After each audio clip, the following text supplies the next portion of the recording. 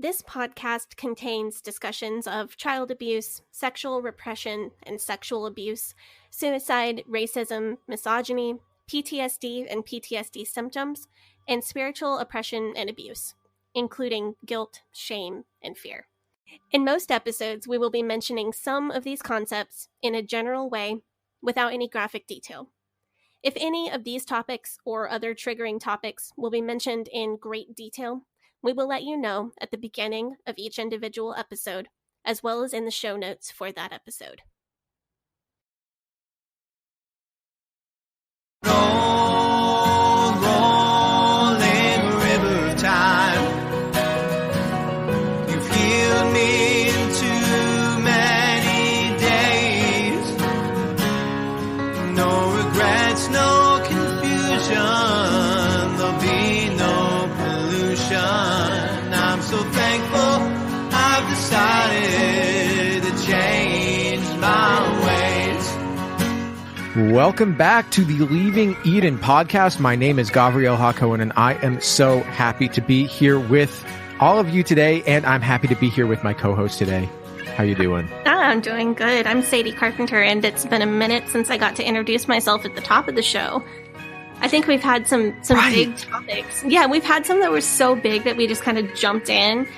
That last episode, the Rodriguez episode, we fit so much in, and we still got like half of her behavior. No, that's true. I was in the Facebook group, and people were like, wait, you didn't talk about this thing. And I'm just like, wait, what? I have never heard about. And you're like, oh my God. Well, yeah, and we just didn't have time. That episode, it went so quickly, I felt like we were both on Plexus. Hey, got him. Glad you like that. Yeah. Today, though, we are back. We're talking about regular IFB stuff. We've got another one of those topics that we've been wanting to tackle for a while. I'm so glad that we decided to do it this week. And this is also one of those low-key personal journey stories from Sadie that I love so much, that we know that all of you love so much as well. Would you like to tell the fine people what we are talking about this week? Yeah, we've just had so much with like true crime and profile episodes, scientific episodes. It's been a while since we did a straight up topical episode, and I wanted to do that. And this is something that we've danced around on the show. We've mentioned parts of this, but I think we need to do a whole episode on it. I'm sure you remember from the first family episodes, me talking about the line to get counseling at Jack Kyle's office being dozens of people long or even hundreds of people long. And this is just to ask the pastor for advice for like 2 minutes. Yeah. And I think you asked me at the time for more details about counseling and what all of that entails. And I just did not have time in those episodes, obviously, to get to it. But now I do have time, and I want to dig into the topic of counseling and what that is and what that means. Right, because Jack Hyles would make a claim like he's like, I counsel 4,000 people, or I don't know how many people he was claiming to counsel. Yeah. So my gut says he said 10,000 a year, but I'm not. That's just what I think I remember. I don't know for sure. And so I'm like, wow, that is a lot of people. That is like 30 people every day or something. Is that right, numbers wise? Sounds right. Yeah. 30 people, Yeah. like 30 times 365. That's about 10,000. Like that's literally 30 people a day. I'm like, how would you have time for anything else? And I was like, what is this that he's talking about? And you're like, no, it's like 2 minutes. It's like you line up, go in for 2 minutes. Anyway, this is going to be a really interesting episode. I'm excited to talk about. Before we get into that, the Leaving Eden podcast is a fully independent podcast. It is about Sadie Carpenter's life in and escape from the independent fundamental Baptist cult. We talk about this cult. We talk about other cults sometimes. We talk about religion in general, and we talk about fundamentalist ideologies and the real and present danger that they pose to society as a whole.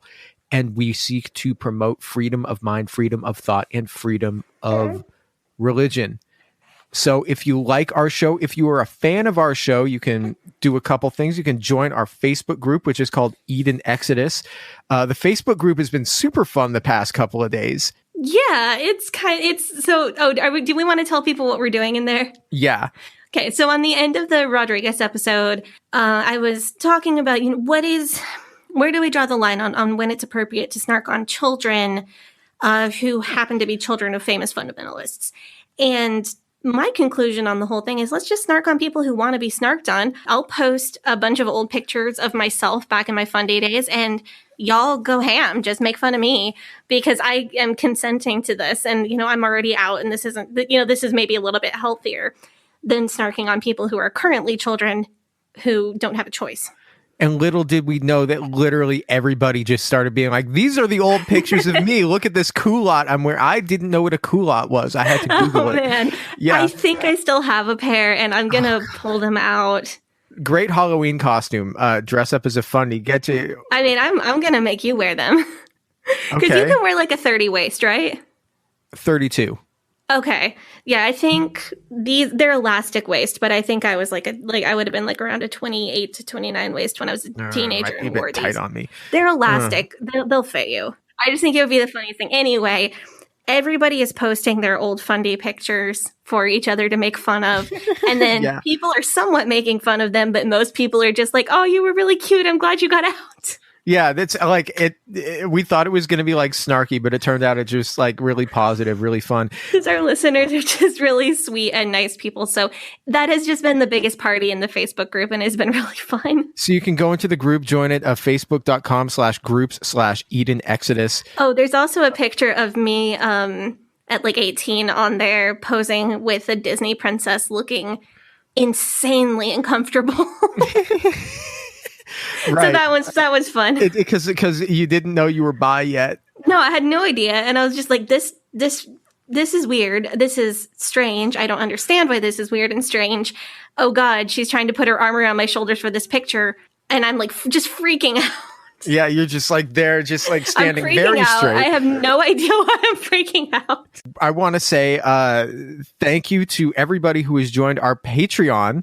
You can join our Patreon where we have extended and uncensored episodes of this show, which is great. A lot of people are doing that. We have new tiers. Pretty soon we're going to do a video call with our Faith Promise Missions tier patrons. All 4 of them. We have 4 of them now. We have 4 now? Yeah, we have 4 now. Awesome. I'm going to thank them all. Like it's like every week we get a new one. But we have 4 of them. I want to thank them on this show. Didi Capel, Kathleen Moncrief or Monclief. I don't know. She said on the Facebook group. It's Scottish, not French. It's Moncrief. Really? Okay. It looks French. Yeah, that's what she said if you read on the Facebook group. Okay, well, I didn't read that one. Okay, well, Jessica, whose last name is definitely French, Jessica Tombeau. If you have an X at the end of your name, it's French, 100%. And our newest Faith Promise Missions tier patron, M. Frightener Heil. Is it Heil or Heel? I don't know.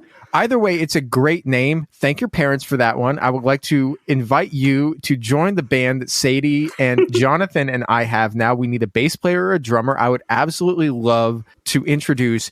And on the bass guitar, M. the Frightener Heil. That's metal as fuck. That's a great name. That is extremely metal. Maybe they play bass or what else we need? Drums? Yeah, we need bass and we need drums. Got to keep this thing going because we got to get into our topic. We got to get this stuff out of the way. What topic? At this moment right now, we are the number 31 documentary podcast in the United States. Yes, I know. I'm going to Chuck is like, what did Chuck have to say about that? Was she excited or was she not excited? Oh, she just tried to stand up out of the rap, which didn't go great for her. She was trying to stand up and celebrate with us about being number 31 documentary podcast in the United States. Holy crap.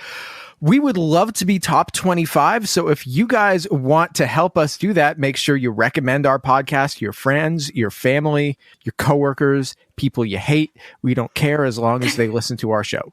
Leave us a review on Apple Podcasts as well. That is a for free thing that you can do to help and support our show. Okay. Oh, also, one last thing. If you are offering tier or higher on our Patreon, check your Patreon inbox. I sent you all a message asking for homework suggestions. I've only heard back from like 3 of you. You can suggest a homework, suggest a reverse homework. And when we do another episode, I hope for the next one to be a listener suggested one. So that would be one that's really fun. Anyway, enough of that. Let's get to the topic. Counseling. What is it? Where does it come from? How does it work? Before I jump right in, I want to give people a little additional heads up. of course, we're going to be discussing in a general way mental health. We are going to talk about some of the truly awful ways that the IFB treats people who need mental health help. We're not going to be going into a lot of detail, but it is going to come up. I'm going to say some of the triggering and obnoxious and terrible things that an IFB person might say to someone who needs mental health help. Also going to be talking about my own mental health history, again, in a pretty general way. But just a heads up, a be aware content warning on this one. All right, but let's get into counseling. What's counseling? Counseling is a big topic. And the reason it's so big is that it's the IFB's answer to a lot of questions. Counseling in the IFB doesn't just replace mental health services or therapy or marriage counseling. It replaces those things, but it also replaces having a financial advisor. Sometimes it can replace legal advice. Sometimes it can even replace doctor's appointments. Wow. Really? So this is essentially, I have X problem in my life. Let me ask my pastor about it. Yeah. And I believe that this is a point of hypocrisy within the IFB, which of course is a big surprise. How so? One of the IFB's favorite things to criticize Catholics about is to say that Catholics worship their priest or that they make the priest the mediator between God and the church member, which is a half-truth and not really a truth. Catholics see the priest as the hands and feet of God on earth.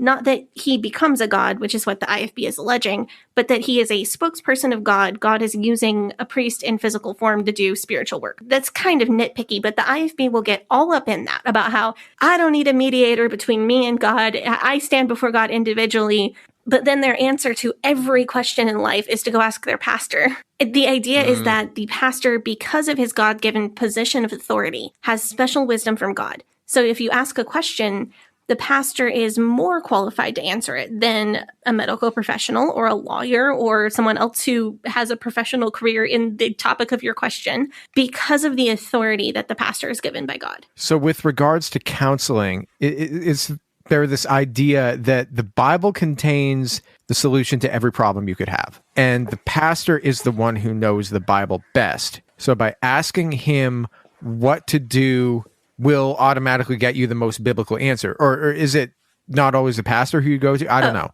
Is that sort of the idea? That's part of it, but that's not the main part. To answer your question first, a counselor can be anyone in authority over you. So a pastor, an assistant pastor, your youth pastor, if you're a teenager, a professor at a Bible college, anyone who has been placed, quote unquote, by God in a position over you. And if you're a woman, you can get counseling as well from any of those people's wives. I think the root of it is not like the concept that the Bible has every answer and you just have to find it is part of this, but I think a much larger part of it is that God chooses individually who is in authority over you. This is a Gothard thing that Gothard really leans into, the authority principle. God individually chooses who is in authority over you, and God, through the Holy Spirit, will speak to them and give them the correct answer for you. And it's all about following your authority and blind obedience to the people that God has placed in authority over you. So it's more direct than getting answers from the Bible. It's more like getting answers directly from God. And the authority figures are going to get the answers from God because the authority position that God has put them in, regardless of their personal qualifications or even if they are a righteous or a good person themselves, the authority position qualifies them to have the Holy Spirit speak through them in a special way to give you the correct answer. So even the idea is that even if you went to somebody like Dave Hiles and asked him for marriage advice, that regardless of how not smart that is to do, the Holy Spirit would speak through him because of his God-given position of authority. If he was your assistant pastor, if he was, God forbid, your pastor. So even though he allegedly is an extremely wicked man, the Holy Spirit could still speak through him to give you the correct answer, and you would still get blessed for following authority. It's all about the position that person holds and your willingness to submit to authority. Wow. That just seems like the exact same thing that they're accusing the Catholics of, but with extra steps. Yeah, kind of. But also, like, the good priest wouldn't be making medical decisions for you or telling you what house to buy. I remember you told me this. You're like, I asked my priest what I have to say about what he has to say about evolution, and he's like, ask a scientist. The church officially endorses both creation and evolution. Hang on, I'm going to do my priest. The church officially endorses both creation and evolution, as long as you believe that God did it. So, why don't you get a science textbook? Interesting. Okay, so it's just like, don't ask me, basically. So no, his vibe was more like, I'm not going to tell you what I personally believe. I don't know. I recall, though, we were talking about Tom Kimmel back in the true crime episode we did a few months back about how the guy who was your personal finance teacher was running a Ponzi scheme. Right. With church people's money, that he would get in good with the pastors and give them kickbacks to manipulate this power that they have in order to divert congregation savings into his own Ponzi scheme and to line his own pockets. Right. This concept of authority, it gives a bad pastor the ability to manipulate the entire congregation for his own gain or his own agenda, or to lead them astray based on his own bias. And I feel like that's pretty obvious. But what might not be as obvious is that if you've got a good pastor with a good heart, and there are good pastors with good hearts who are part of the IFB, my opinion is that they're misguided and wrong, but my opinion is not that every IFB pastor is bad. A lot of them are, but a lot of them aren't. Anyway, if you've got one of those good pastors who really tries to do what he thinks God is telling him to do, and that's what he's going to tell you to do, you're going to be better off. But the system that enables a pastor with bad intentions to control and manipulate others gives a good pastor with good intentions the temptation to control others, to operate within his own agenda. So in the case of Tom Kimmel, who was running a Ponzi scheme and like funneling all of it through IFB pastors, a bad pastor looks at that and says, oh, Kimmel's going to give me a kickback on however much people in my church invest. That's a good way to line my own pocket. A good pastor, though, might look at the same Ponzi scheme and he's going to think, well, Kimmel is endorsed by IFB leaders. That makes this seem legit. The good pastor might not have any financial education at all. He has probably never been trained on how to recognize a Ponzi scheme. Jack Scopp was probably his Bible teacher at Hyles Anderson. So even a good pastor is conditioned to respect and follow Jack Scopp. And Jack Scopp's endorsing Kimmel. So while a bad pastor might be opportunistic about this, a good pastor is just going to overlook the fact that it seems sketchy, and he's going to justify the financial kickbacks that he's getting from Tom Kimmel as God is blessing me for following authority. So regardless of whether you have a good pastor or a bad pastor, the outcome is the same. He endorses a Ponzi scheme and you get taken for everything you have. So you could go to your pastor and say, we're having trouble making sure that we're able to budget for the coming few months, making sure that we could pay our mortgage, making sure that we can, have enough to feed our whole family. And he's going to be like, well, go to this guy who's running a Ponzi scheme, because either he doesn't know or he's like taking a kickback. And the other thing that the pastor is just going to tell you is, oh, well, you should give extra money to the church because God will give you extra money if you do that. Which is prosperity gospel. Yeah, and also just not super mathematically sound. And then like I've talked about before, people find a way in general. A lot of times people are able to just like pull something together and find a way to get out of a one-time financial tough spot. And you pull it together and you find a way after you've given like half of your mortgage payment to the church and the pastor told you that God will bless you. You find a way to pull it together and like get yourself out of like this one time like bad spot between jobs, whatever's going on.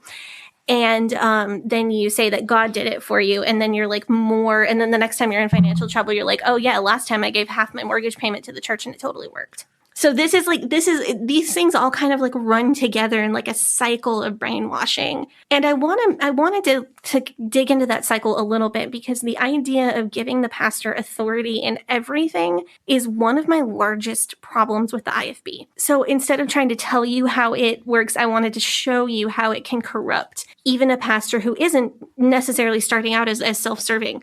And it could lead even a good man to make bad decisions. So you've mentioned before that you have been through this process. Oh, counseling? Yeah. Counseling with. So I assume, has every IFB person had like at some point been through counseling in their life? I would be really surprised to find out that anyone associated with the IFB hasn't been through counseling, except for people who got out maybe before age 12 or so. Why age 12? Oh, age 12 is when most people transition from the children's ministry to the youth group. Some churches it's 11 or 13, or when you go into 6th grade, or the day you finish 6th grade. There are different church-related rules and regulations, but I think age 12 is the most common time. So this is when you'd have a youth pastor for the first time. So this is the first opportunity that most people would have to seek counseling, because this is the first time you've had a person in authority over you, but like specifically placed in authority over you, the youth pastor. So as a teenager, if you have an issue, you'd most likely go to your youth pastor or school principal first. And then if your issues are too big for that guy, he'd take you up to the pastor's office and you'd get to deal with the pastor. This is like bar mitzvah age. Yeah. Basically. Okay, that makes sense. Okay, so that's like you're okay, you're not a child anymore. You're growing, you're becoming an adult part of this congregation. Great. Okay, that makes perfect sense. So as far as my own counseling experience, I have a lot of it. So throughout high school, I'm laughing at you being a weirdo. No. Couldn't fit in with the IFB, weirdo. That's why we're here. Yes, that is why. That's why I host the number 31 documentary podcast in America. Hey! Hey-o. Okay, on to depression. Yikes. Smooth transition there. On to depression, and then we laugh. I think our listeners expect this at this point. Yeah. We love you. I told you off mic, but I got like no sleep last night. So yeah, running on fumes here. So throughout high school, I had what much later, like a decade later, got diagnosed as moderate long-term depression. People who doctors, psychiatrists who I saw later in life think that I would have been considered clinically depressed by the time I was 12 or 13. But I was seeing the early signs of that starting to creep in as young as 10 or 11. So by the time I got to high school, I had been depressed for almost half of my life, which was definitely weighing on me. And I was seeing a lot of impact to my daily life. And a lot of children and teenagers with depression, they just aren't getting diagnosed anyway. So like if you're in the IFB, there is a 0% chance that you're going to get any real help with that anyway. Outside the IFB, that's an issue I hope will get attention and continue to improve. Is mental health for people who are not in crisis, mental health for people who are teenagers and can get help at that age and then not end up in a severe crisis as an adult.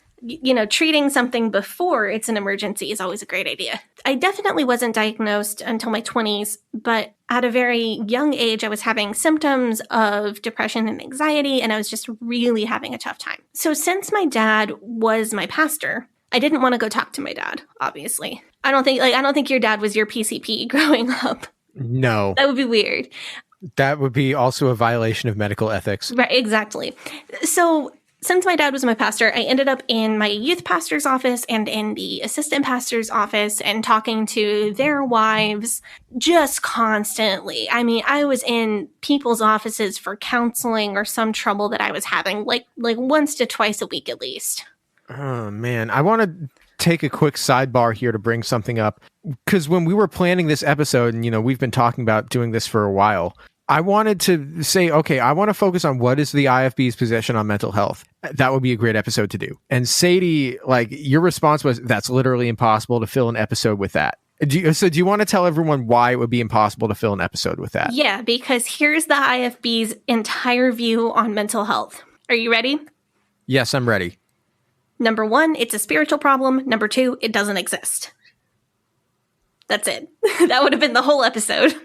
Wow. So 2 minutes, do the intro. Actually, it would take 8 minutes to do the intro. Right. Because we haven't talked in 3 days. And when you and I haven't talked in 3 days, there's a lot of catching up to do. Yeah, stuff comes out. Right. We do the intro, do the spiel. What's the IFB's take on mental health? Oh, we'll tell you after the offering. Offering break. We're back. Mental health doesn't exist. Follow us on Instagram and Twitter. 2-minute episode. There we go. Maybe we should have just done that. Yeah. We could have bang your head.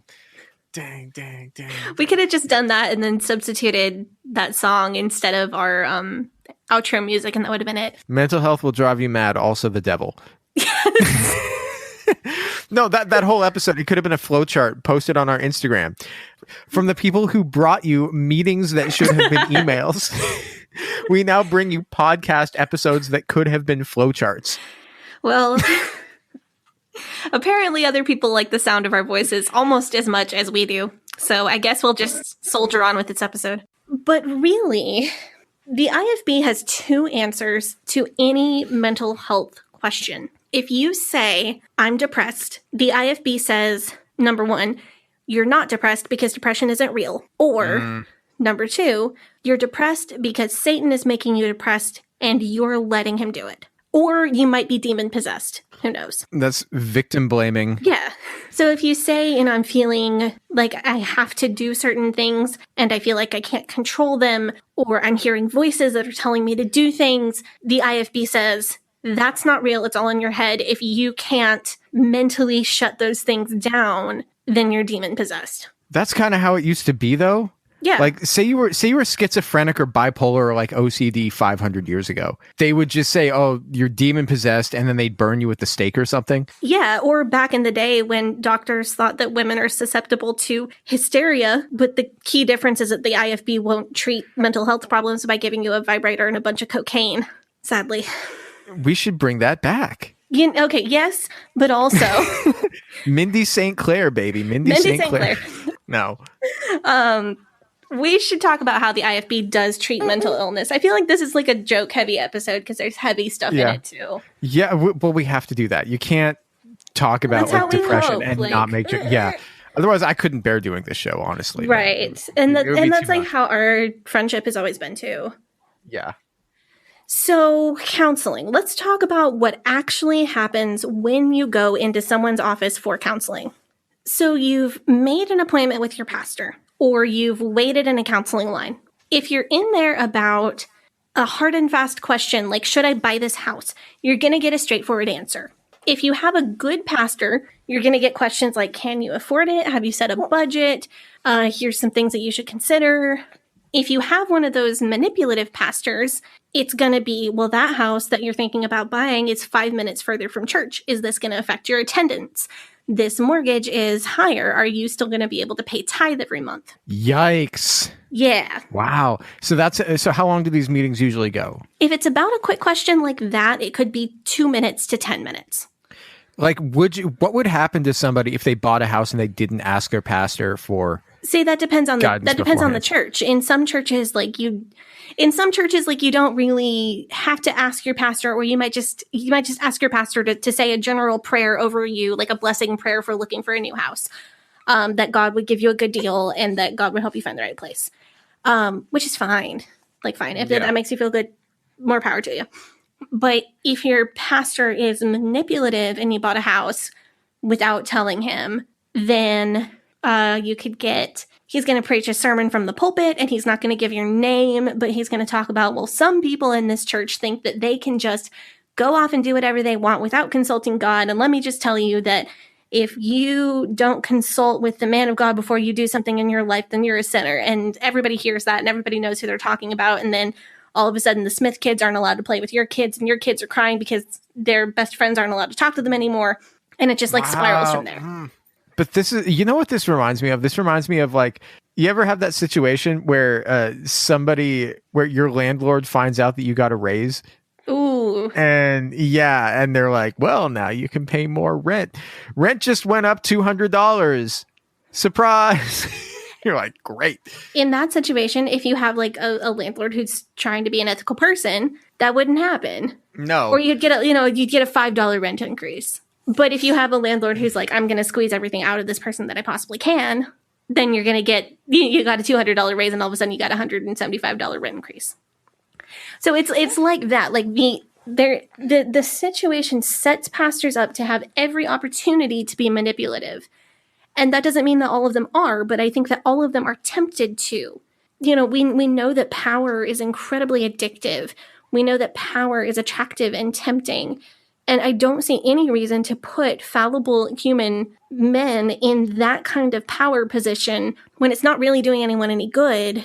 And even the good ones are going to be tempted, even if they never actually do abuse their power. So anyway, if you're in there about a house or a car, it's going to be short.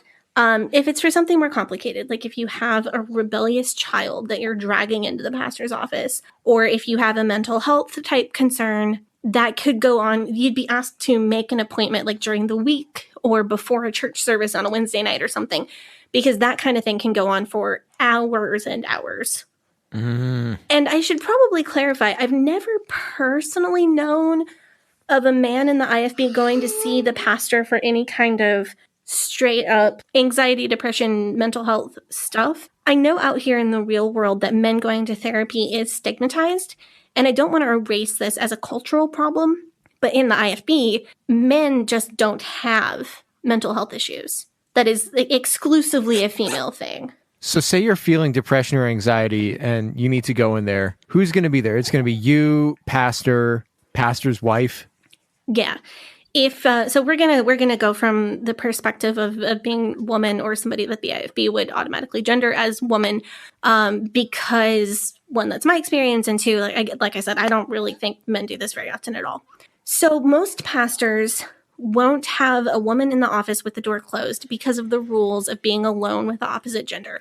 So some pastors might leave the door cracked where nobody could see in, but there's a small slivers people could potentially hear or walk by and look in. Or the pastor may have his wife sit in on the appointment. Some really creative pastors that I've known of would have their wife sit in the appointment, but turn the other way and wear headphones. So she can see out of the corner of her eye that everything is proper, but she's wearing headphones and blasting Hyles Anderson music so she can't hear what's being said, which I think that's a nice solution. If that, that's fine. A lot of these people, though, they would just have you talking to both the pastor and his wife. And let me tell you, it feels like a mix of what I imagine being on trial feels like and being at a therapist. And it's really not comfortable. It's really not. I can't imagine it would be. I can see a myriad of potential problems with this. If you are going to therapy, your therapist obviously has to abide by a code of medical ethics and can't disclose any information that you say unless you are deemed a danger to yourself or to others. So is there any standard in place to protect your personal information from being turned into church gossip? So, because if your pastor and your pastor's wife are in on the session, that's twice as many people who could potentially breach your confidence. Yes. The pastor and anyone else who is present, because in some churches, they could just have two pastors in there, like a pastor and assistant pastor for chaperoning each other. But anyone who is there would be expected not to say anything about your issues to other people. They would teach this in classes at Bible college that are supposed to teach future pastors how to deal with the situation. They would teach, even at really strict Bible colleges like Hyles Anderson, they would absolutely teach people that this should stay strictly confidential and that people need to be able to trust that you're not going to blast their issues to everybody.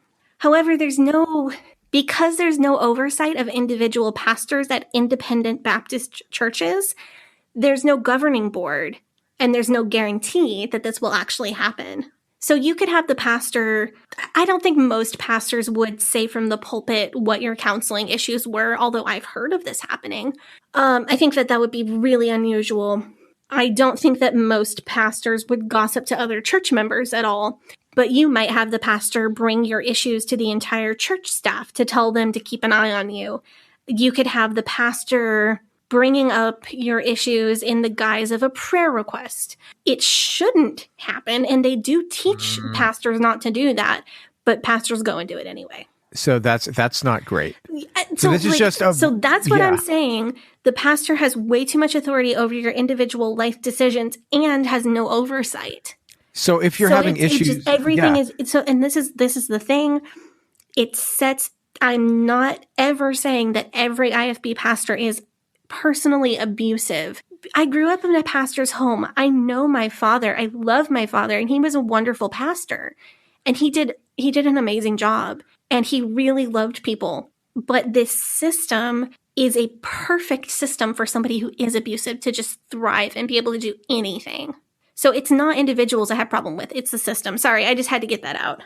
Yeah. So, but like if you're having issues with your parents and you tell your parents are going to find out anyway, probably. Oh, yeah. Well, if you're not married, all bets are off, because if you're a teenager or even an adult who is still under the authority of your parents because you're not married yet, you're not really considered a whole person within the IFB. Like, teenagers and children are not considered individuals in the way that married adults are. If you tell your pastor something as a teenager or a child, or even as a very young adult who's not married, there's like less than a 10% chance that he does not immediately run to your parents and tell them what you said. Wow. So this is a bad situation for an IFB teenager or young person who's having problems.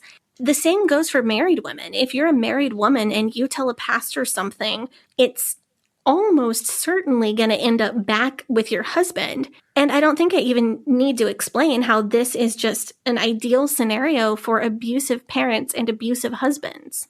So this is just another example in the ways that which the IFB works to isolate people. Yes. And this is like a major cult thing. Cults are going to isolate people. So if there's nobody you can trust to keep your information safe, you have nobody that you can talk to. Yeah, exactly. This is one of several ways that the IFB just breeds paranoia and suspicion. There's always this, the sword of Damocles hanging by a thread over your head. If someone even finds out or suspects that you're depressed, that person can go to the pastor, and then the pastor can call you on the carpet in his office, and then the pastor can intimidate you into telling him what's going on. And then the pastor can tell your parents or your husband or whatever, and you can lose your positions in the church, and your life can fall apart. Wow. Even if you didn't go to a friend and say, hey, I'm struggling, even if somebody just suspected you of that. And then, so there's the factor that, if people are watching you all the time to see if you follow the rules. So if someone sees you in Walmart wearing pants or finds a Casting Crown CD in your car, that you're going to go through that same process of like the pastor preaching about you from the pulpit or calling you on the carpet and loss of status and loss of friends. But you can't even go to somebody in private and trust them. Wow.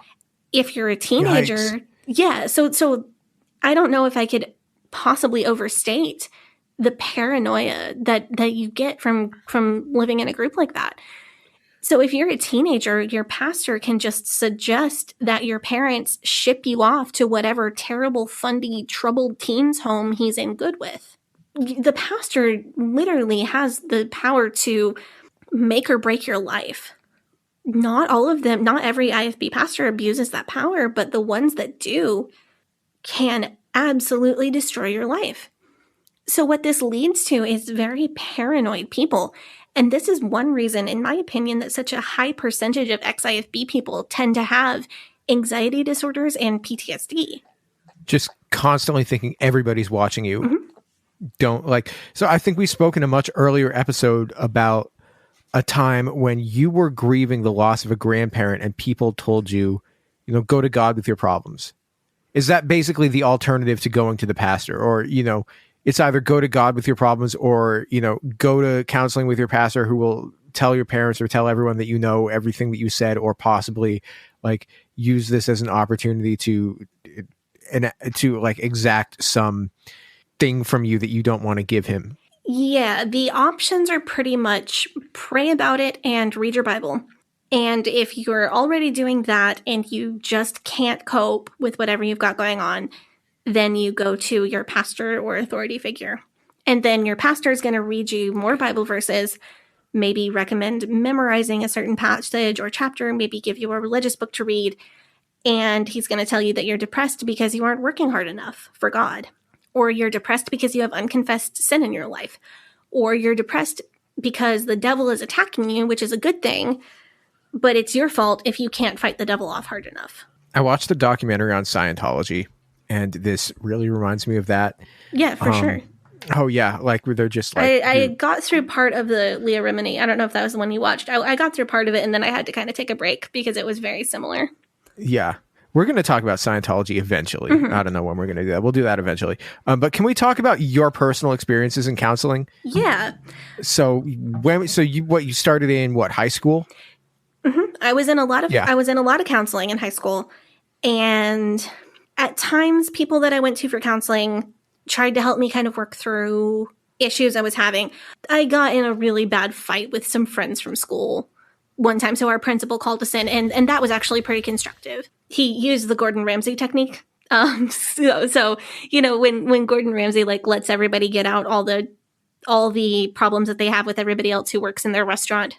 So he let us he let us do that, get it all out on the table. And so that was constructive. But counseling for feeling depressed wasn't constructive. It was you're fine, all teenagers are depressed. It's probably just your crazy girl hormones. Read your Bible and pray, try not to think about it, pull yourself up by your bootstraps. You are perfectly capable of being fine, and if you're not fine, you're choosing not to be. That's not great. Yeah, just not super helpful. Not useful. But at that time, I was having kind of what I would call uncomplicated teenage depression. Like, it sucked. It was hard, but a lot of teenagers have, and hormonal and life changes, and it's not to be taken lightly, but a lot of teenagers have depression or anxiety because of being a teenager. They deserve help, and it is hard for them, and it can have an extreme impact on somebody's life, but it's not terribly complicated in a lot of cases.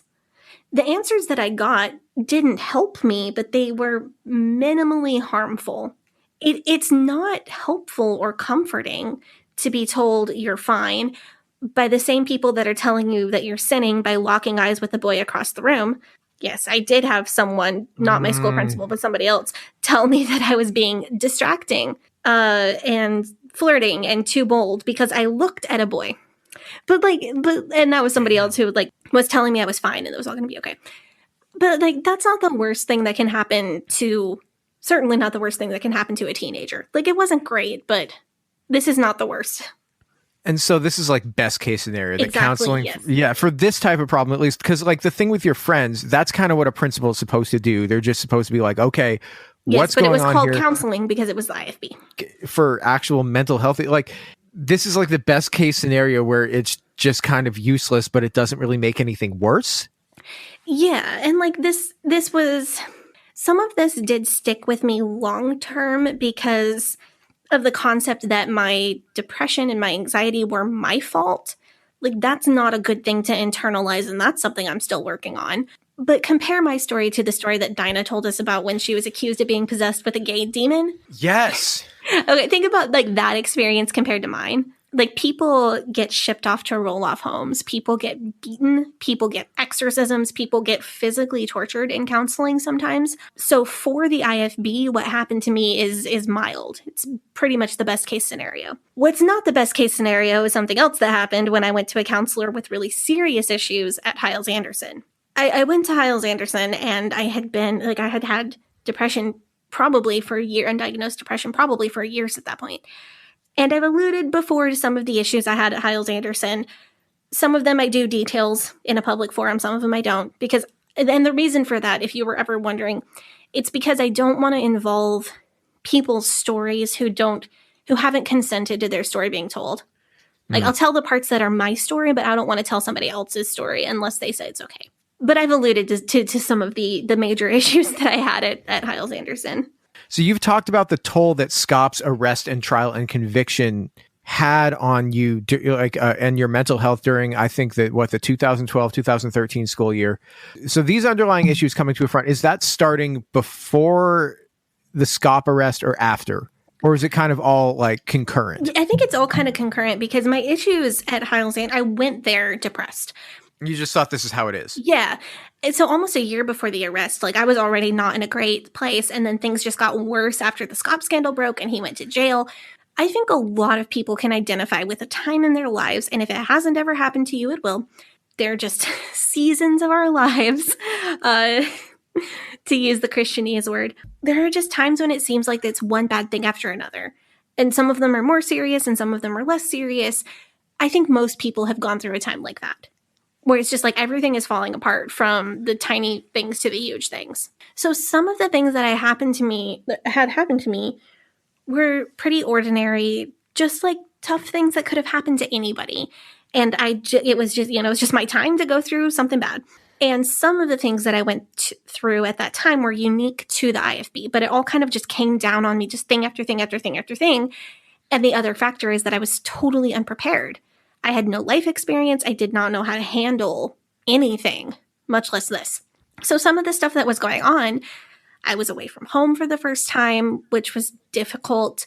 But especially having grown up IFB and having been in a pretty insular place my whole life, I was really homesick. It was about a 5-hour drive from my home in Illinois to Hyles-Anderson, and I'm pretty sure I cried the entire 5 hours, and then for about 5 more hours after my family left and went home. I was really... I mean, that's normal stuff, though. Like, that's normal, but it sucked. The food was awful. Having roommates for the first time in my life was a big adjustment. One of my roommates didn't shower. That was my second semester freshman year, and that was terrible. What, you have to drag her to the showers, kicking and screaming? My other roommate, who I am still very, very close friends with, literally threw her in the shower fully clothed. I'll tell the full story at some point when I figure out how to make sure everybody's properly anonymized. But that's typical. Oh, that story gets way deeper. I'll tell that at some point. But this is typical stuff for a college freshman, right? Like college freshmen go through that kind of tough stuff. But on top of that, I also had to do all the ministry work and the required devotions and all the time commitments that we've talked about at Hyles-Anderson. And I'm going through emotional manipulation through the sermons and the classes and everything else. And there's a weird focus on dating, and there's a lot of rules to remember. And I was paranoid about messing up the rules. So it was all the normal college pressures that are on pretty much everyone who goes to college. Trying to get good grades, trying to pass all your classes. Right. And that's all very typical. But it's all that, and then add all of the Hyles-Anderson stuff. And then my grandfather died less than a month into my freshman year. Oh, that's unbelievably awful. So a lot of this is just bad luck stuff that could happen to any college freshman. But I was a chronically depressed college freshman with the beginnings of PTSD and all the IFB baggage. And I also had zero life skills, and I also had zero support because of the culture of paranoia. It was a combination of things, and it's not just Hyles-Anderson, but that was certainly a big contributor. So from there, I had dating drama. I had catty rumors spread about me long before the infamous storage closet 3-way rumor. I had people actively bullying me. I still think that's funny. I still think that at this point, I think it's funny. I had people actively bullying me in class, which I've talked about. And then between my freshman and sophomore year, Jack Scott got arrested and he went to jail, and the whole place was in complete chaos. And then I had a concussion at the end of my third semester at Hyles-Anderson, and I didn't get medical help. And I had memory issues and emotional regulation issues from that. So I just I don't want to put all of the blame on Hyles-Anderson, because some of this is normal college freshman bullshit. But it was the normal stuff plus Hyles-Anderson, which was just a lot. So because of all this, I ended up in a lot of offices doing a lot of counseling. Yeah, but it just seems like Hyles-Anderson isn't set up to handle a student with needs like this. But it's not just that, though. It's that Hyles-Anderson can't even comprehend how much they aren't capable of handling a student with needs like this. Yes. It's just because what you're supposed to do is just pull yourself up by your bootstraps and figure it out, or go to counseling. So if there is an office at Hyles-Anderson, I have probably been in that office crying. I cried in so many offices. I cried in the missions hallway, and I cried in the admin hallway, and I cried upstairs where the female teachers' offices are, and I cried in the post office hallway offices, and I cried in the academic offices, and I may have even cried in the security office at one point. I don't even remember. Everybody who went there knows exactly all the places that I'm listing off. It was oh yeah, I was there for that one. That maybe. I mean, who knows? I talked to every professor who was known for being a good counselor. I talked to the dean of women. There were actually two deans of the dean of women was a split role at the time I was there. Talked to both of them. I talked to the department head for my major. I talked to the academic dean. I talked to the dean of men, who actually was somewhat helpful. And I talked to Belinda Gaona. Belinda Gaona is a well-known figure at the college, and she was actually pretty helpful. So I got to give credit where credit is due. The dean of men and Miss Gaona were really, really helpful. She has a reputation for being the world's biggest hard ass, and so intimidating. Everybody, including the men, are scared of her. That's how scary she is. Yikes. Everybody thinks she is the meanest person ever. Actually, she's not. She gave me chocolate and made me feel better. So I want to give credit where credit is due to Belinda Gaona. But I do feel like it should have been obvious to the administration that I was having a really tough time and very much not okay. Oh, I attended a counseling session in the gym one time. Wow. That's how many places I've cried at Hyles Anderson.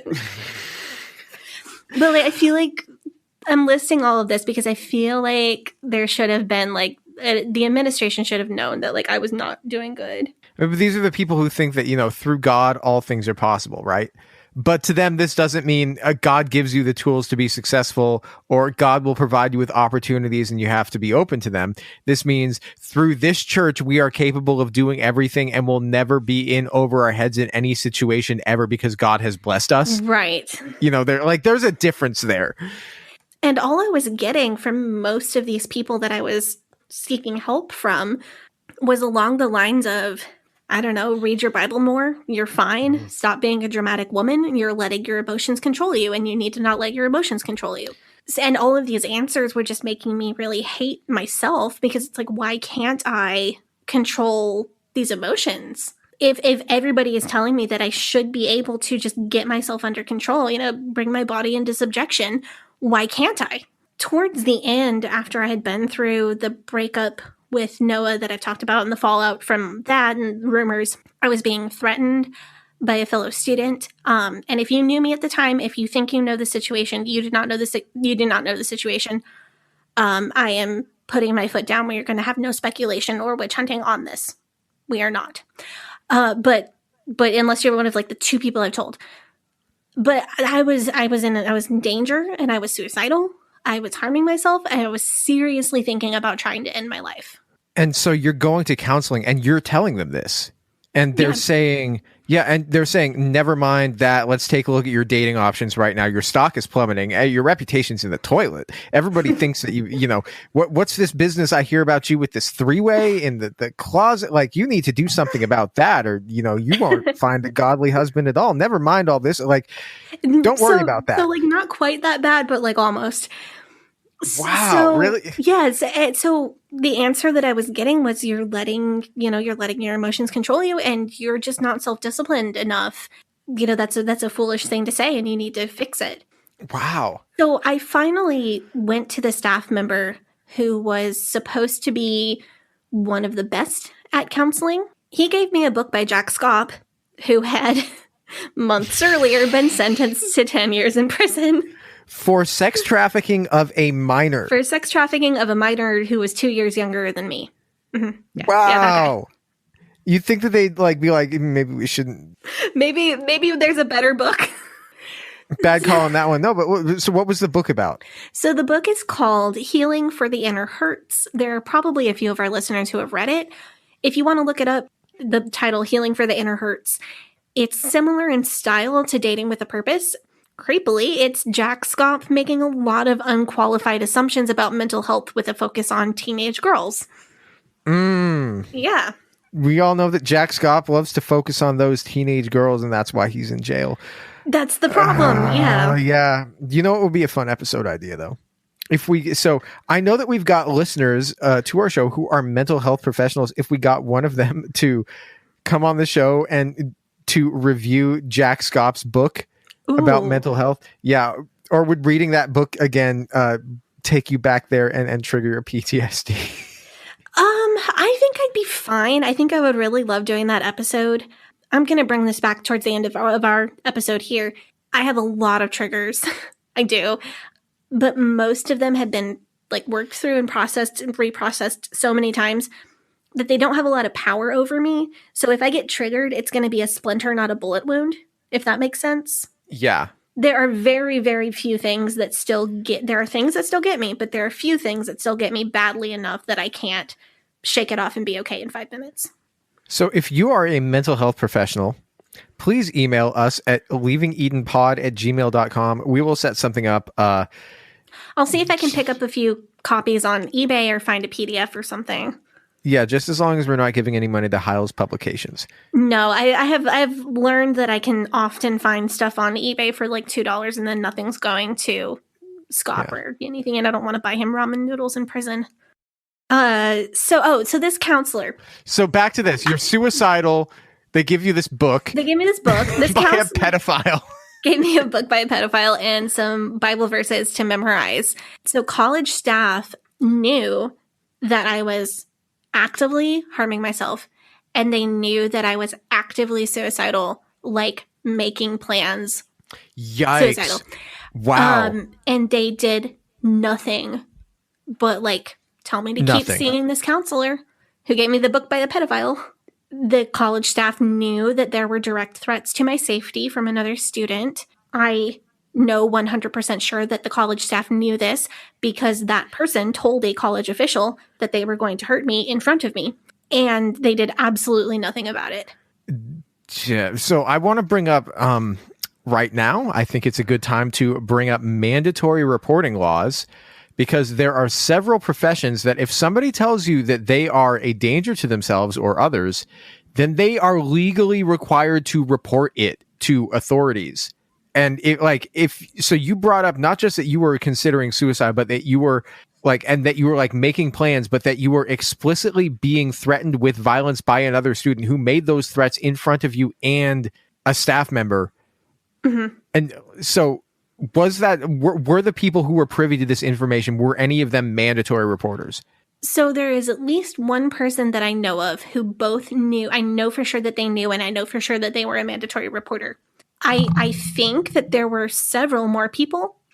I can't prove it. There's one person that I know for sure both knew and was a mandatory reporter. And they did absolutely nothing. Not that I know of, unless there were things going on above my head, which I highly doubt. So I remember you saying in a previous episode that there was a suicide at HAC, at Howes Anderson, of a student, which the administration essentially covered up or made to seem like an accident. And you said that, like, basically, if you had died while at HAC, that you believe your death, or at least the contributing factors, would have been covered up as well. I do believe that. I think if I had died while a student, then this would have all never seen the light of day. Because, I mean, if any of this had come out, like, the school definitely would have had some legal liability in this case, although Christians don't sue each other, do they? Right. Yeah, that's a whole thing. We're going to have to talk about that at some point. We're going to get there. Yeah. If it came out that a student was being threatened and was suicidal and mandatory reporters didn't act, and then that student died as a result, I mean, that is a huge liability. That is like, I mean, is that criminal? Is that to the point of criminal? It would have to be, right? I don't know. I'm not a lawyer. Just thinking about like some of the lawsuits that have been coming out against other Christian colleges about sexual assault, and like and against non-Christian secular colleges as well. The trend that I feel like I'm saying is that the college is liable if they know that there's a threat and they don't act on that. You know, the end of the story is that I survived and that I'm not in danger, and that's good. I just don't want to end on this half on such a bad note. But I think that's a pretty good overview of how my mental health was treated in the IFB. It doesn't exist. And I want to temper this by saying I did not have the worst experience that I've heard of. Yeah, I was neglected really badly. I slipped through the very large cracks in that system, and it could have ended in tragedy. But I want to temper that with, I made it. And there are horror stories that go far, far beyond my experience. So why don't we take up the offering now, and we can come back and talk about how much better things are in the real world. That sounds great. After the break. Hey, it's Sadie. If this is your first time listening to the Leaving Eden podcast, make sure you go back and check out episode 1, where we start the whole story. You might also want to check out our cult true crime series, The First Family of Fundamentalism. If you like the show, you can support us by joining our Patreon, where we have extended and uncensored episodes available. You can also join in the discussion in our Facebook group, Eden Exodus. Tell a friend, tell a family member, tell your worst enemy. The Leaving Eden podcast is a fully independent podcast, and we really do appreciate your support. Now, back to the show.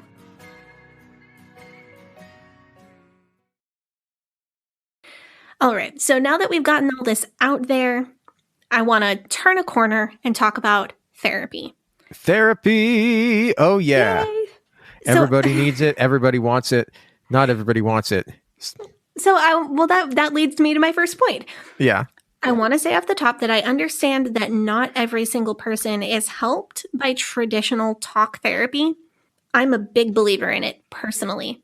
But I understand that there are people that it is just not as effective for. I understand that there are people that it might be effective for who don't want to try it.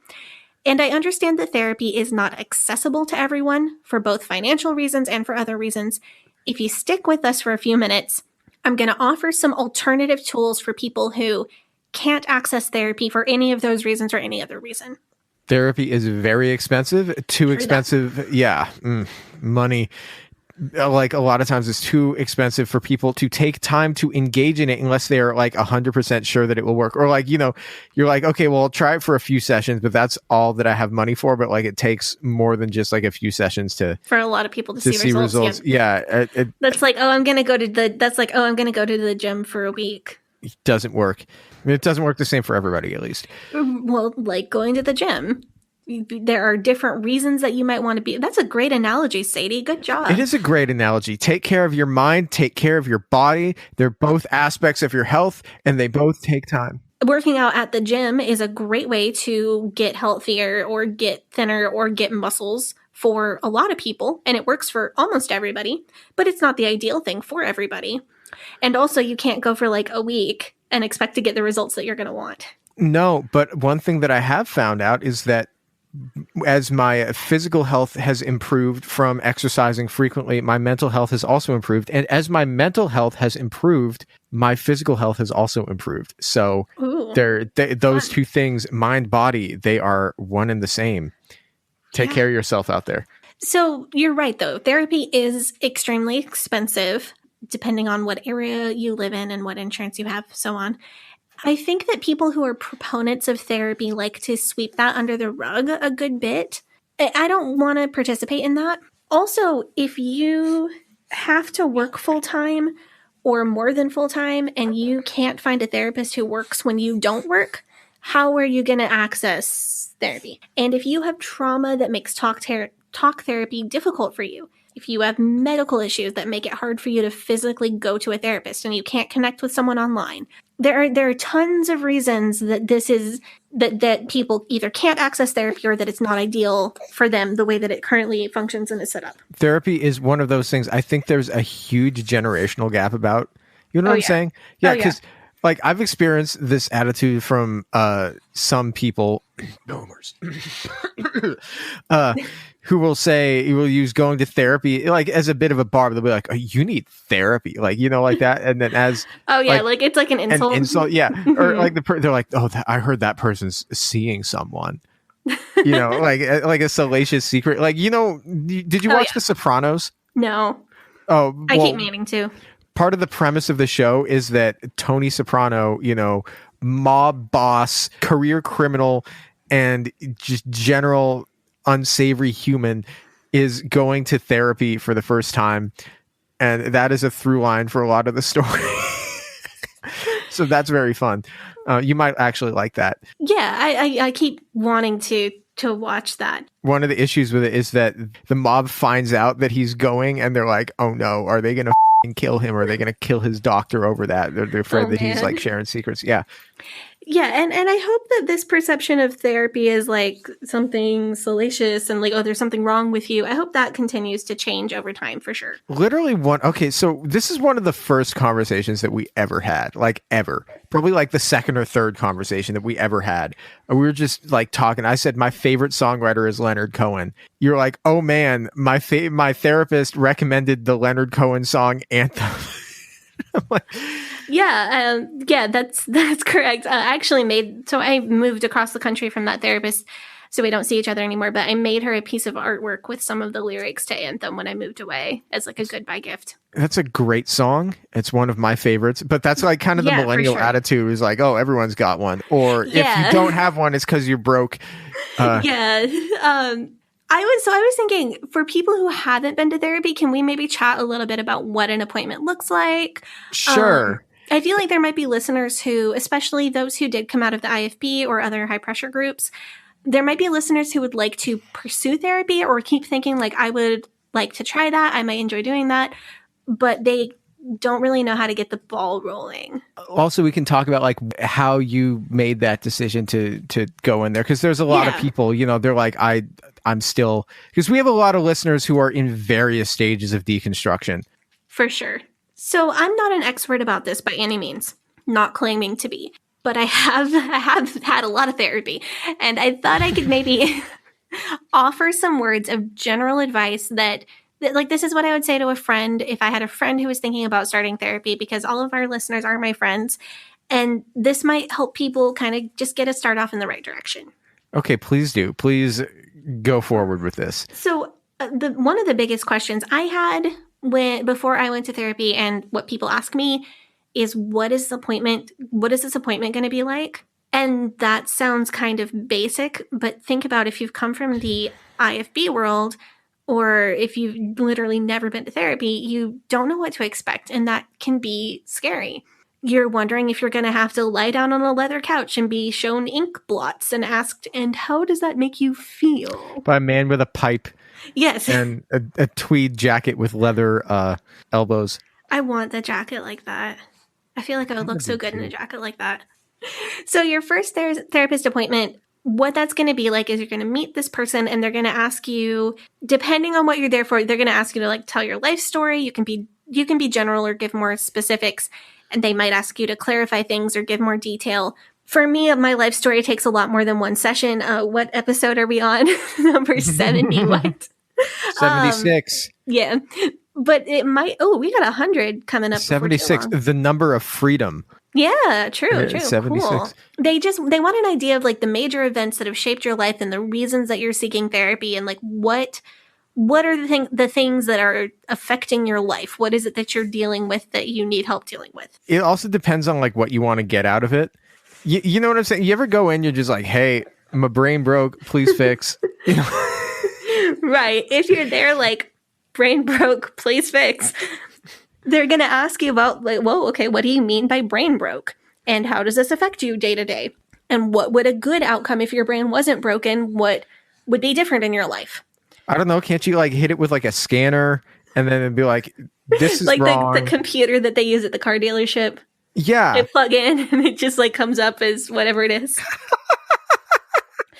So if you go in like, brain broke, please fix. Okay, well, how does this affect you? What do you mean by brain broke? What would a good outcome be if your brain wasn't broke? Are you so frazzled from the hyper awareness of PTSD and you're getting triggered all the time and you're just like retreating into yourself to feel safe? If that's the case, what would being okay look like for you? What would you be able to do that you can't do now if this was better? So the therapist, if they're any good, is going to ask you about where you are, where do you need to get to in a compassionate way, and try to make you comfortable sharing that. And then it's their job to walk you through the mental work to get from where you are to closer to where you need to be. And if you get there and you and the therapist are just not vibing, like if you just don't feel comfortable sharing this kind of stuff with them, you can just not go back. You're not obligated to deal with somebody who just isn't the right fit, and they're not going to take it personally. It feels like you're trying to like break up with a therapist, and you think it's going to be the equivalent of a breakup where like somebody's trying to convince you to stay with them and you have to give all these reasons that you don't want to stay with them and there's conflict. It's not going to be like that. You can literally just ghost them, or you can just tell them that you're moving on. Therapy is one place where you're allowed to focus on yourself and your own needs, and you do not have to be there to try to make the therapist feel good. So if I ever go into like an office, right, and there's new age music playing and it's all neutral aesthetic, you know what I'm saying? You know the kind of place that I'm talking? Yeah. I am leaving immediately. If I am in an environment that screams, this environment is made to relax you, I will not be relaxed. You know what I'm saying? Yeah, like, that makes sense knowing you. Knowing me, I will be extremely annoyed. All of the stuff that's supposed to relax people, you know, like soothing music and like... I mean, I'm kind of with you on that. The most relaxing place in the world to me is Vegas. So... That's because they pump in the oxygen. I like the overstimulation. No, I'm happiest when I have like 80 things to do and I'm ignoring them and watching TV instead. But like knowing that I have... I'm happiest when I have like 80 things to do and I'm running around like a chicken with my head cut off getting them all done. You see, that's the thing, is that like I know that I'm gonna get them all done. Like, so that's why I started keeping a list of things to do on my phone. Anyway, and like I'll do like I'll make a list that's too long on purpose, and then I know that I won't get them done. So then I'm just like, okay, I'm gonna watch Game of Thrones.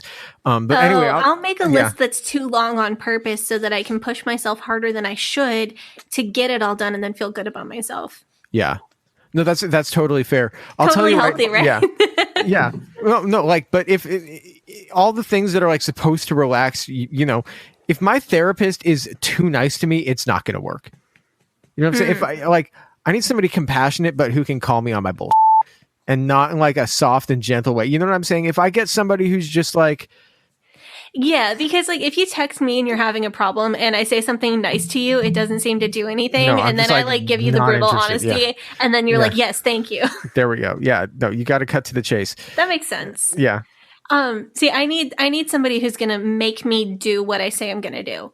Like if I say I'm going to read a certain book that they recommended, I need somebody who's going to be on my case if I don't do it, because I make enough excuses for myself and I don't need help. Yeah, no, I don't want a meek therapist. I want Larry David yelling at me, telling me everything that's wrong with my life. That would be a great therapy experience.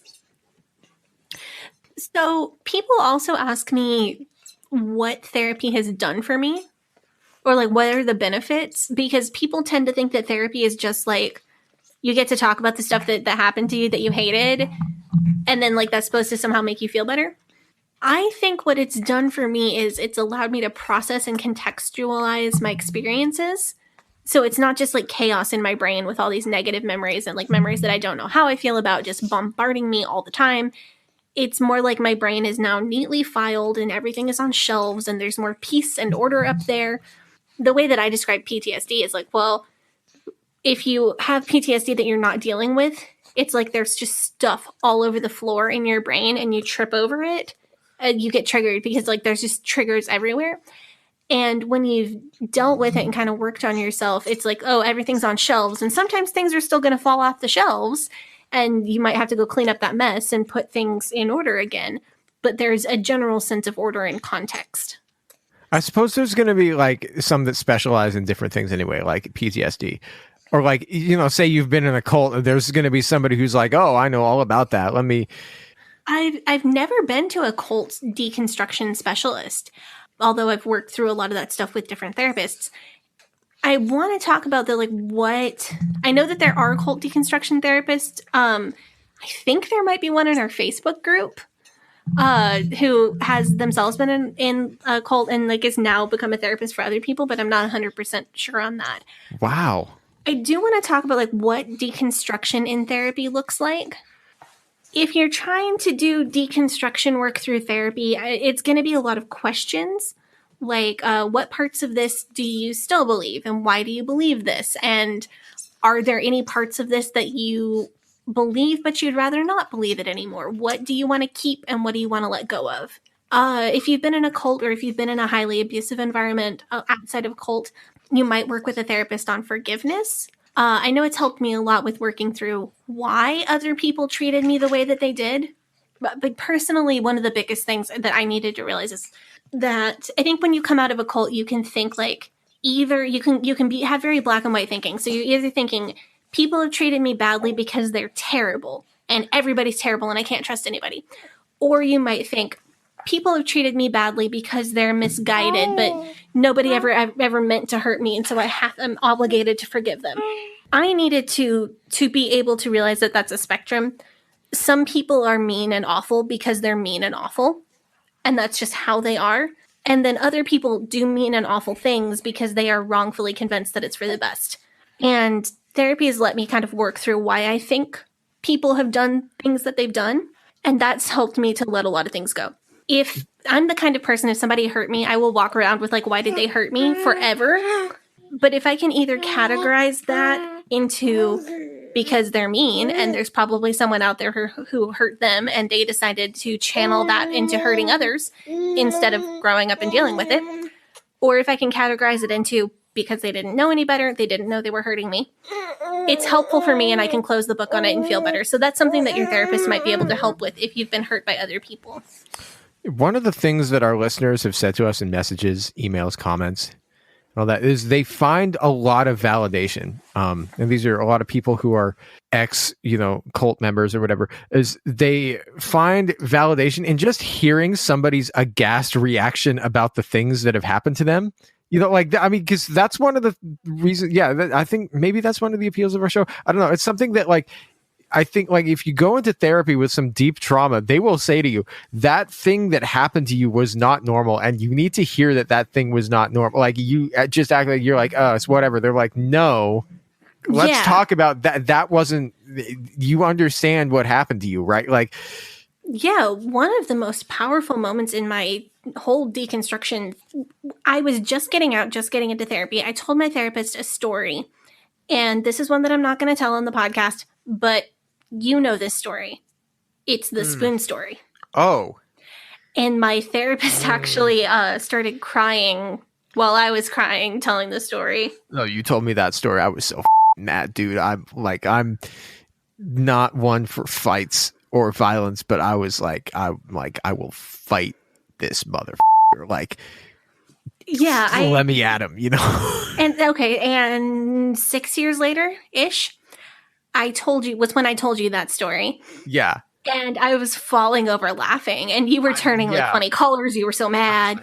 What the? No. And I think that's a testament to how much therapy has helped me, because like that experience, I've been able to work through it enough that it's still upsetting and it's still unfortunate that it happened, but it doesn't traumatize me to when it comes into my mind or when I talk about it. Yeah, we laugh about the bad stuff here. But having my therapist validate that, like, that was so far out of the norm that's something that even a therapist wouldn't normally hear. That was not okay. That shouldn't happen to anyone. You didn't deserve that. Like, that my experience was so far outside of the realm of normal that it emotionally affected someone who is supposed to be impartial. That was a big deal. I needed to face the fact that my experience wasn't normal or okay before I could heal from that experience and figure out how to be okay.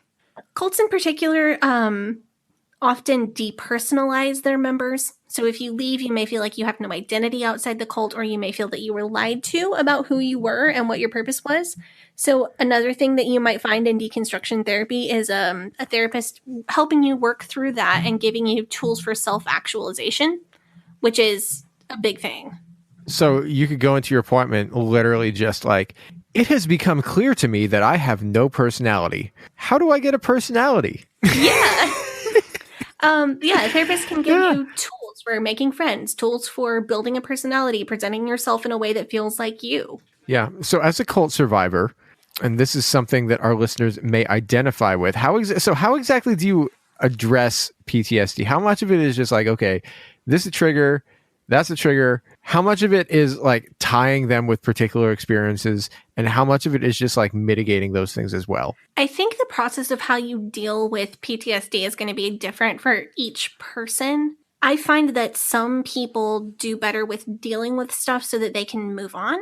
And then it's not like they forget, but they want to like put things out of their mind and not think about them day to day and not get triggered and just like basically start again. Like, okay, well, I'm 35. Well, the last 30 years were complete bullshit. It's gonna try to forget that they happened and like move on and live the next 35 years. For me, that's not my goal. I'm more the type of person, I want to integrate those experiences into my understanding of myself. The goal for me is not getting triggered, because cult survivors, I think it's a little bit different because we can have so many triggers. I personally have like 3 or 4 really big ones, but there are like a dozen or more things that will get to me. So trying to avoid every one of those things or trying to work through each one to where it has no effect on me wasn't really an ideal fix for my situation. What's worked better for me is analyzing the events that led to me having those triggers, because then like demystifying it and understanding why it's upsetting helps keep me grounded. And then I worked on accepting myself when I do get triggered. So one story that I don't mind telling on the podcast, slightly embarrassing, but I don't mind telling it. So I was at work a few years ago and someone had left a soda can in the refrigerator, and I was sitting at the desk directly in front of the refrigerator, and the can got, the setting on the refrigerator was too low. The can got too cold and it exploded right behind my head, and it made a very loud noise. Loud noises are one of my big things. They really get to me. And I like fully blacked out until a few minutes later when I realized that I was on the other side of the room with my, like I was on the other side of the room under a desk with my hands over my ears, like shaking and rocking back and forth, and didn't really know what had happened between the can exploding and me ending up over there. I mean, I remember that though, because you came and you like talked to me afterwards. You're just like shook. I don't know. You were. Yeah, that was a rough one. I do remember that. I think that's something that people could feel embarrassing. And it kind of does. But I had to accept that trigger is not really avoidable. It's just going to get me sometimes. Working on not getting triggered by loud noises wasn't something that I was ready for at the beginning. Working on bringing my reaction levels down to a more manageable place where I wouldn't usually have that severe of a reaction was more of a workable goal. I had to accept like this is just part of what happens to me. I have to be able to deal with myself when that happens.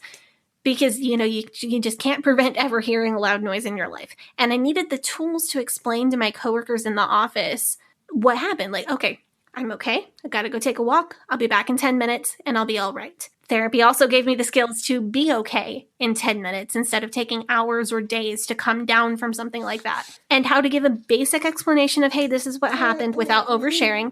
All of those are tools that came from therapy. I will say, years ago, I was like that all the time.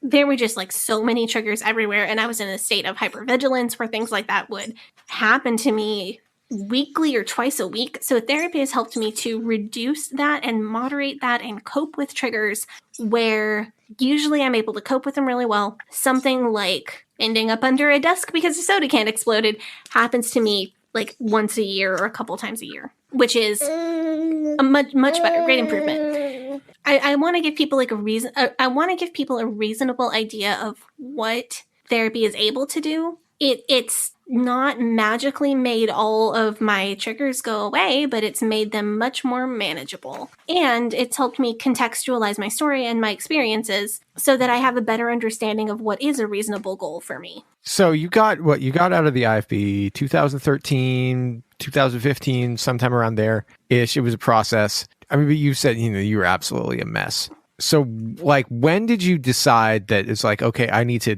deconstruct this. I need to like actually make the changes, take the first steps, or even just like set a goal for how you want to be or who you want to be. How did that happen? How did that come about? I think I just felt like I had to do something.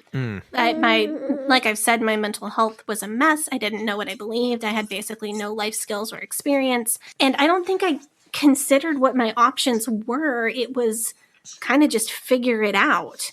The first thing I did, I tried to ignore the trauma at first and just hit the ground running and start life. Can't do that. It didn't work out too great. I was just so far behind that there were too many new skills to learn at once. I was getting along, like I was trying to catch up to where I felt like I needed to be. And then I went through a time period of just way too much stress. I had been helping a friend run her business, and then she unexpectedly ended up in the hospital, almost died. And I was the only one who could take over and run her business while she was in the hospital. And then I had also just started a new job. I was walking out of the interview for my new job when I got the call that my friend was in the hospital, and I needed to go to her house right then to ship out the orders for her small business for that day. And there were other factors going on, but there was just like a snowball effect. And I ended up in a really bad mental health place. I was privileged enough to have access to really inexpensive housing. So I was able to, me and the person I lived with were able to feed ourselves, keep ourselves housed, with both of us just working part-time. And a friend of mine who had come out of the IFB maybe 2 years before I did was talking through all this stuff with me, and we were sharing our experiences. And he recommended a therapist, and he knew somebody who was really a really good therapist. And wait, you have the same therapist as one of your friends? That's yeah. That's weird. I don't like that. I think it was fine. She was very professional. I felt like it was fine. Anyway, I was able to focus on, because I had like affordable housing, and I was able to focus on therapy and get my head on straight. And I was in a lot of therapy for a while. So all of that to say, don't wait until you're way past your breaking point to get help if you can make that happen. Also, affordable housing and affordable healthcare, because if I hadn't had those things, I don't know how I would have made it through that. And I wonder how many people end up homeless or dead because they didn't have the space that I had to get better. And how many of the people that we maybe judge because they're homeless and we maybe call them lazy, how many people like that are just me without the opportunity that I had? That's true. I mean, I feel like that's a different issue, though. We got to help about society. No, that's cool. Another piece of advice that I give to people that I know and love that are thinking about starting therapy is that you can customize it. We've talked before about how a listener told us that they brought a clip from our podcast to therapy because there was something that they just could not put into words correctly because of trauma, and the way that we explained it was accurate to their experience. That was one of our earliest episodes, too. That was way back then. That was over a year ago. I wouldn't suggest that you rely on that, but that's one tool that you can use. And we not only totally support that, but we feel honored that we can maybe help you out with something. You can also, use other tools, other different types of media. You can just tell stories, and the therapist, like, there have been times where I just like went in and, okay, well, I've got these stories I want to tell you and they're bothering me and I can't figure out why. And I was able to just tell these stories, and my therapist would help me put the pieces together and figure out why these stories are connected and why they're all kind of bothering me as a set. That may just be my thing, though. If I'm feeling triggered by something or bothered by a memory that keeps popping up, I'm feeling this way because of this thing that's bothering me, and I know why it's bothering me, so I understand why I'm feeling these feelings that I don't like feeling. Like we said earlier, of course, this is expensive, although it is usually very heavily subsidized by health insurance if you are lucky enough to have that. So if your issue is access, I know that there are people who live in, there just are not a lot of therapists in their area. Or some people need a specific type of therapist, like they need a queer therapist, or they need a poly-informed therapist, or they need a cult and religion-informed therapist, and that just isn't accessible in their area. If that's you, I've never used online therapy like BetterHelp or like other online-based companies. But during the pandemic, I've been doing therapy on video chat with my regular therapist, and I feel like that's been good. So maybe that's something that you could try. Yeah, I don't know. I feel like I would absolutely not trust therapy that they have ads for on Instagram. Like with a WeWork aesthetic, because I'm just imagining therapists like sitting in a call center, like tech support or like telemarketing. You know what I'm saying? I don't think that's how they do it. That's just, I don't know. That's just what I'm expecting. I don't know. Like it's kind of like lawyers. My dad always told me that if a lawyer has an advertisement, then they're not a good enough lawyer and you shouldn't use them. I feel like therapists is the same thing. Like, would you go to a doctor that you saw an ad for, like that doctor? No, you absolutely would not. God, if they were the only doctor, yeah, I sure would. If they were the only doctor and my appendix was rupturing and I needed surgery to not die, I'd rather Dr. Nick take out my appendix and maybe get it right and not die than just die from a ruptured appendix. Sure. I mean, but that's like if they're the only one. But that's exactly what I'm saying, though. Okay. Like, for some people, those are their only option. I guess. Okay, that makes sense. If you are in that bad of a spot with your mental health, it is totally okay to use an option that's not the best to keep you alive and keep you okay while you research better options. I was able to turn up a couple like non-app based companies like this one. I wasn't able to really fully vet these services, but there seem to be so many out there right now that I would be optimistic about that, and I would rather somebody do that kind of therapy until they can find something that's a better fit, or until they can find something that's more ideal. Usually, at most points in my life, been privileged enough to have access through health insurance to a therapist, but I have found some options for people who don't have that. If you don't know if your insurance covers therapy, one thing you can try is asking your PCP if you have one. You can also call your insurance outright and asking. And if calling on the phone is problematic for you, I have found, conveniently, like 90% of stuff can be done online or by email now, which is way easier for me. And also, depending on your state, you may be able to get partially or heavily or maybe even fully covered through Medicaid, because that's sort of the problem. One of the problems that we have is that if you're doing well, then you probably have insurance that's going to cover it. And if you're not doing great, then you could get it on Medicaid. But if you're like kind of okay, then you're kind of screwed. Yeah, if you're kind of okay, but like the okayness could end at any time. Right. Yeah, you get put in like this pressure cooker situation where it's like, okay, well, as long as I don't break my arm or have a mental health crisis, I'm good. But if either one of those things happens, my life is over. Oh, I wanted to say something about Medicaid. If you need to sign up for it and it's an executive dysfunction issue for you, there are people who can walk you through the process and help you get signed up. It may be possible for this to be a one-time thing, not a whole bunch of paperwork that you have to do over a large amount of time. I know here in Portland, there are walk-in places downtown, like Central City Concern. What's the other one? Cascadia will do it, I think. There's one other. Sign up online too. You could just go in online, enter all your information, and they'll tell you if you qualify. And some people really struggle with paperwork because of different executive dysfunction stuff. So there are places in Portland where you can just walk in and somebody will do it with you. Yeah, I struggle with paperwork because I don't have a shredder, and all of this paperwork ends up with my personal information on it, and I don't know what to do with it. So I just have like boxes and boxes of old papers under my bed. Oh man. Yeah. We have a shredder. You can. I think Jonathan would let you use his shredder. Okay. If you need to. So if insurance isn't an option, dug up a couple other things that people can look into if they feel like therapy would really help them and they just feel like they don't have access. Check if your employer or school offers therapy resources. I'm in online college right now, and even through that, there is access to free mental health resources. I'm not like in college online. I'm in a college that operates online. That is accredited, unlike Patriot University. If you're in high school or college in person, there is almost certainly an office that can connect you with free or very low-cost therapy. Our old employer wasn't known for being the absolute best. No, they were known for being like second from the worst. You know how the second cheapest wine is the one you want to order? Yeah. They're like a second worst employer. Like...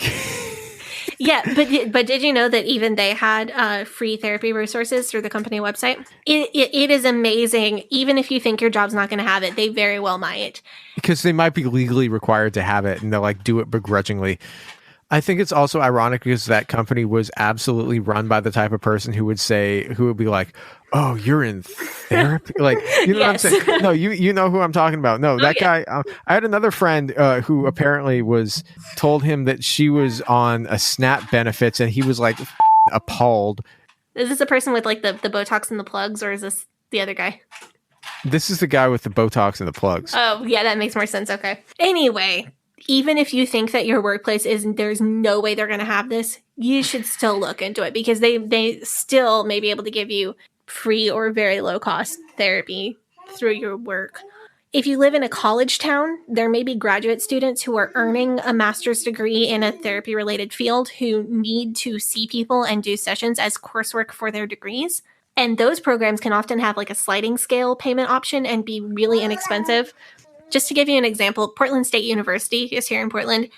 I Googled PSU therapist training clinic, and the first thing that came up was the website and phone number for a clinic run by PSU. Sessions are $15.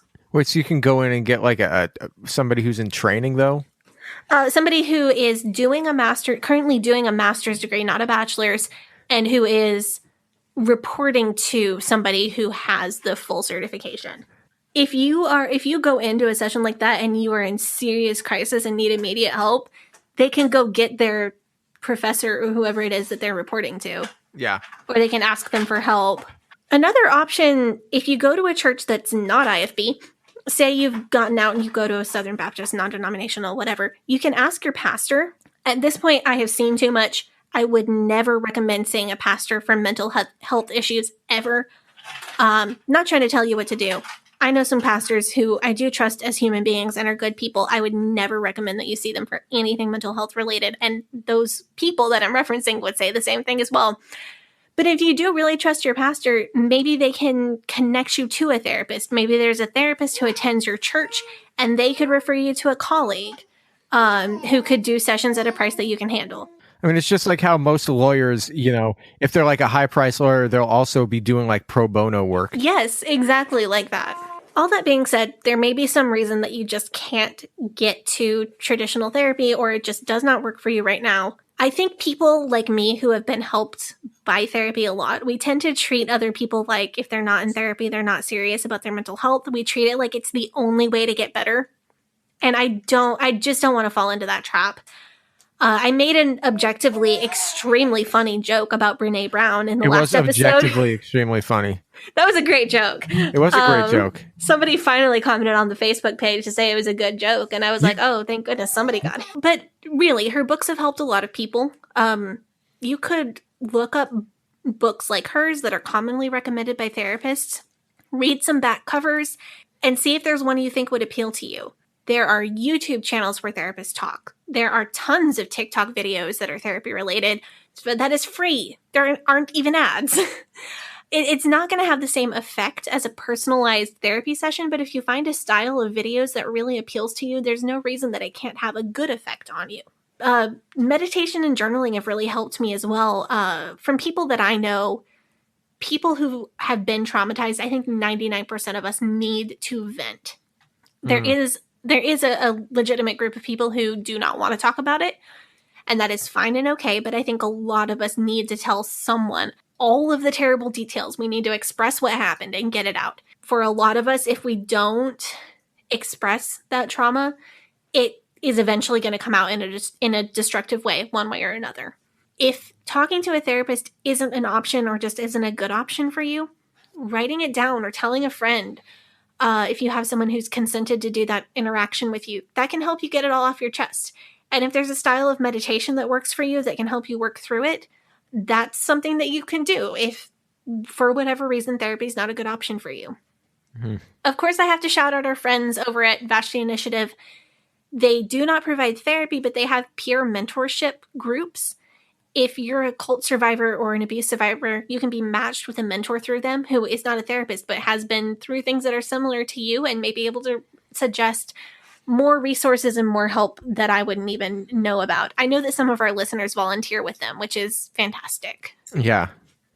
So that's a really long list, but I hope that that'll give some resources to people who need an alternative option. Oh, absolutely. And thanks for providing the list of those resources. That's really good. Do you have any final things that you want to say to wrap this one up? I think I just want to encourage people that there are ways to be okay. I think that, and I've alluded to this a couple times in this episode, I think that we fallen into a bit of a rut where, oh, you're messed up, you got to get therapy. And I don't want to undersell the potential good that therapy can do for people. I hope that sharing my experiences has helped people get a really solid idea of how this can really help and how this can help you put your life back together and how this can help you recover from really terrible things. But I don't want to give the impression that this is the only way to help yourself and the only way to get better. The big thing that I always want to say to people who are early in the deconstruction process or leaving a cult or leaving abuse or whatever it is that you're leaving is that there are many avenues to being okay, and that it is a lot of work and it may take a really long time, but there is a world, there is a possibility for you being okay and for you being happy and for you having a life that is way closer to what it is that you want. And I hope that something that we've said in this episode has given you an idea of how to find that.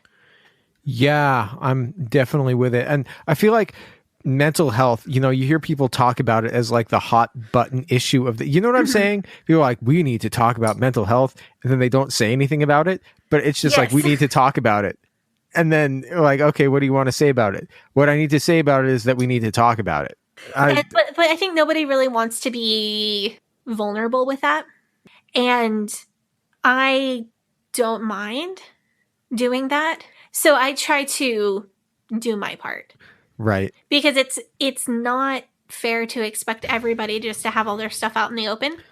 Because it's valid and legitimate if that's not something that you want to do. But I think that, you know, I try to do my part because it's something that I can.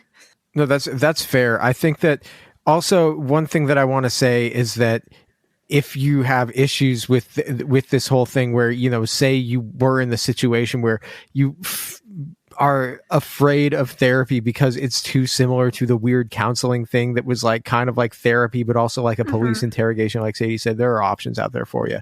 And so that I think is the important point to leave off of. Sadie, do you want to plug your social media before we wrap this one up? Oh, yeah, sure. I think we're at that point where we can. Well, I can barely talk anymore. My voice is going out. So I think we are definitely at that point. Yeah. You can find me on Instagram at Sadie Carpenter Music. You can find me on Twitter at Hell Yeah Sadie. Bachelor in Paradise season is officially over. And I don't think I'm going to watch Michelle Young's season live. So you should be safe from Bachelor-related content. You can follow me now. You can follow me on TikTok at Sadie Carpenter 1. And you can follow the podcast on Facebook and Instagram at Leaving Eden Podcast, on Twitter at Leaving Eden Pod. You can follow me on Facebook, Instagram, Twitter, and Clubhouse at GAVRIELHACOHEN. Thank you very much. Have a nice day. Bye-bye. But old rolling river of time, you've healed me in too many days. No regrets, no confusion, there'll be no pollution. I'm so thankful I've decided to change my ways. I'm so thankful I decided